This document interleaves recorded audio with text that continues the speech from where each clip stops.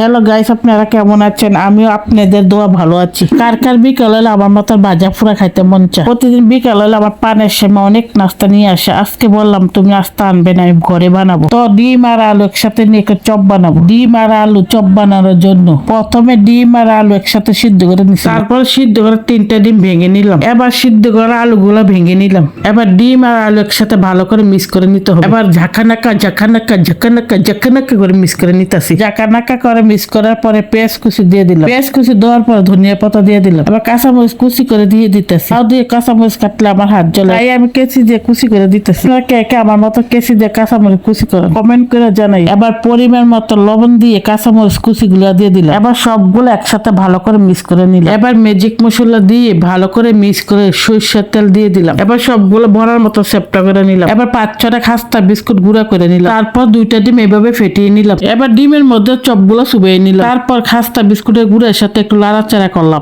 এবার লাড়াচাড়া করে তেলের মধ্যে দিয়ে দিলাম। এভাবে একটা একটা করে আমি সবগুলো চপ ভেজে নিব। এবার সবগুলো চপ ভালো করে লাল লাল করে ভেজে নিব। চুলাটা কিন্তু মিডিয়াম রাখতে হবে, বেশি বাড়াই দিলে কিন্তু পুড়ে যাবে, ভিতরে কাঁচা থাকবে। তাই চুলা মিডিয়াম রেখে ভালো করে ভেজে নিতে হবে। এই তো দেখেন আমি চপগুলো ভালো করে লাল লাল করে ভেজে নিলাম। এইভাবে কিন্তু শর্টকাট ভাবে বিকালে নাস্তা বানাই খাইতে পারবেন। সবাই ভালো থাকবেন, সুস্থ থাকবেন। আল্লাহ হাফেজ।